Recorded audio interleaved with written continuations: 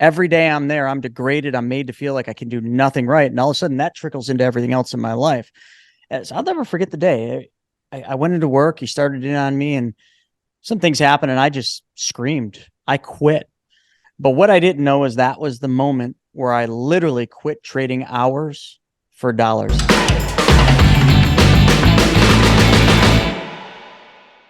And then I got a big boy job at a restaurant. And the restaurant owner treated me so badly, degraded me so badly that I literally became clinically depressed.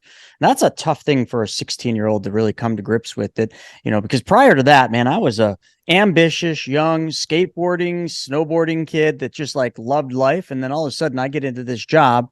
Every day I'm there, I'm degraded. I'm made to feel like I can do nothing right. And all of a sudden that trickles into everything else in my life. So I'll never forget the day. I went into work. He started in on me and some things happened and I just screamed. I quit. But what I didn't know is that was the moment where I literally quit trading hours for dollars. I vowed on the drive home that I would never work for anybody else ever again. That's how bad it was. And I came home, but I had a little bit of a drive to get to my mom's house where I was living, and I had to think of a game plan because I couldn't just tell mom I quit my first real job. I mean, that's not something you go home and brag to mom about. So I came up with a plan, and I'd been thinking about this in school, and I said, Mom, I quit my job, but I got a plan B, and that is I want to open a clothing line. I'm going to buy t-shirts from this place that my art teacher gave me. We're going to print them after school because Mr. Mahalski was my art teacher and he printed all the school shirts. And I'm like, I'm going to print shirts and it's going to be called Fat Clothing Company. So literally, this is 1992. I started my first company. Now I know today we use the word entrepreneur, but you got to remember I was 16 back then. I was just starting a business, and I was starting a business because I didn't want to work for anybody. I needed to make some money to make it to the hill to snowboard and to buy my gear. That's pretty much all I cared about. And it was pretty cool how it began. It did start with those dozen long sleeve t-shirts. I sold them. My friends started saying, "Oh my God, you should do this design." They'd give me a design, and I'm like, "Oh, that's awesome. Let's do this." And I'd make a deal with them. I'd say, "Okay, if I put your design on the shirt, you got to help me sell these." So I'd make 24 shirts, and all of a sudden, like what I'm doing at 16, not even knowing the first thing about running a business or any of this stuff, literally just trying to get by, I was creating my own sales team, which were all my buddies in school. And I should have just called it like the backpack sales team or whatever, come up with a cool name.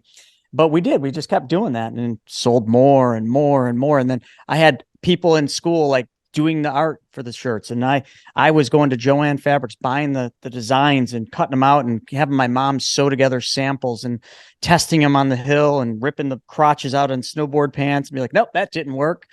But that's how I started, man. It was 16 years old, 1992. I became an entrepreneur, and I never looked back. I mean, I was selling my shirts to other shops when I was about 17 years old. I would be traveling to contests out in New Hampshire, Maine, Vermont, because I'm Buffalo, New York.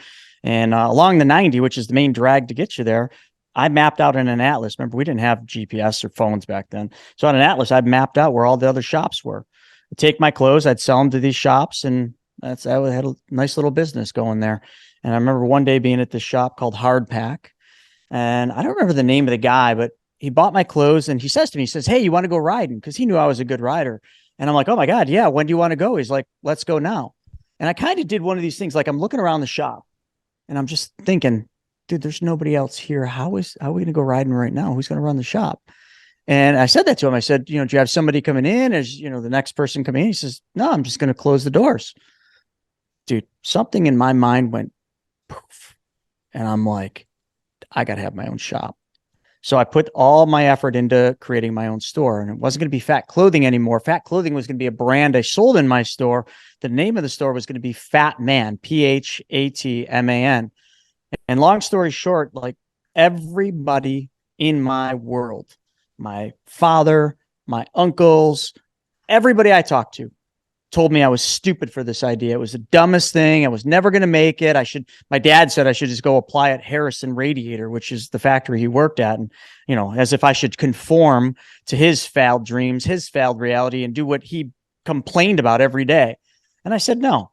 And luckily, thank God in my life, kind of like, the movie Rudy, you know, he had one person that believed in him, the janitor. Well, in my life, I had one person that believed in me, and that was my mom. But my mom didn't have anything. She had the house she got in the divorce, but she put her house on the line so that I could get that loan to open that shop.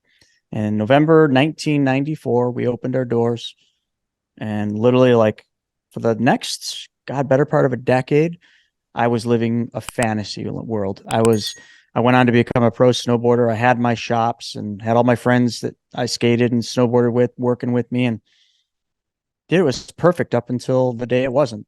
And that's kind of how I got my start, man. Wow. So you just kind of bootstrapped it all the way there. I mean, it's always tough to get people to believe in you when you have a crazy idea. And I definitely relate to that. Trying to figure out I could never think I tried to go to corporate to see what it would be like on an internship. And I was like, what's the coolest company I could ever work for possibly? And I thought it was like MTV. And so I figured out how to land an internship with MTV in New York. Dude, that would be a cool place back. Like, I don't know what year that was, but that is it a was a great while ago. idea. When it was cool. Yeah. Like back, it was right around the time, like I remember when I was actually doing my internship, it was when Michael Jackson passed away, and it was like the craziest time to be there. Everyone was going nuts. And it was still like, it was just past TRL, but I was like, man, this is cool. I think I want to be in entertainment, but let's go to like corporate. Like I use my sales background to get into the digital sales team. It was pretty cool walking in Times Square and all that. And then, but as cool as it was still corporate. There was, all kinds of hierarchies and politics you had to play, and people making less than they should for their amazing ideas that they had. And that was what really, and in that moment, I was like, I can never work for someone. It's just never going to work. And so I relate to that. I'm curious with you, do you think that entrepreneurs are born, or do you think they're created? I think they're created. Absolutely. No question. No one's born an entrepreneur. You create that.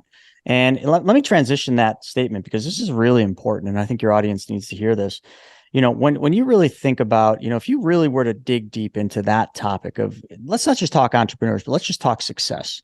Like, what makes somebody successful, and what's different about someone that's successful versus someone that's not? And we can just keep it that simple: success versus not successful. And, your audience can quantify that any way that they wish. But there's a lot of people that have done studies, and there's one particular doctor who did an extensive study on this. And I don't know when it was, a long time ago, probably back in like the 30s or 40s. And he took a study of 100 eager, optimistic 25-year-olds, and he asked them all one question: are you going to be successful at the age of retirement? Now, when you're 25, that's kind of a stupid question to ask anybody, because every 25-year-old you could ever ask that question to, they're going to say absolutely, because they anticipate a future where they're successful. Of course they do. Because at that point, I would say anywhere up to 25, I might be a little younger today, we don't really know all the limitations that life puts on us. We don't know all the negatives. We're just eager. We're optimistic. We're out there chasing down what our dreams are. But getting back to that story, he took this study group and he asked them all, and they said, yes, of course. But then they followed these 125-year-olds all the way through their life until they were age 65. And yeah, obviously this is a long study, but they tracked the whole thing. And what they found at the end of it is exactly what you can see if you pull up Social Security statistics. He found that out of those 100 eager, optimistic 25-year-olds, that only 5 of them were successful and 95% were not. And if you really listen to Earl Nightingale and A Strangest Secret in the World, you'll hear this study, because this is where this comes from. And then you got to ask yourself one question: well, why were only 5 of 100 of them successful? Like, what did they do different? And it came down to one thing: 5 of those 100 eager, optimistic 25-year-olds created something. They created their business. They created their financial future. They stopped listening to other people and they created something, a business. They were an entrepreneur that they created the vision and the dream for. So then you go to the other side of the coin, the 95 percenters, the 95 of them that were not successful at all. What did they do different? They conformed. They conformed to somebody else's failed reality. My father, no disrespect to my dad, I love my dad, but my dad, when I was young, with this fat man idea, wanted me to conform to his life, which by all respect, in the nicest way, was a failed reality. That's not what he dreamed of doing. My father didn't go through his life dreaming of working at Harrison Radiator on a line, pushing radiators down the line. I'm sorry, but that wasn't my dad's dream, and anybody that you can look at that's in that kind of a reality, they put themselves there because they conform to somebody else's failed plan, somebody else's failed dream, somebody else's failed vision. That's the difference, man. So when you come to entrepreneurs, are they created or born? They're created 100%. 100%.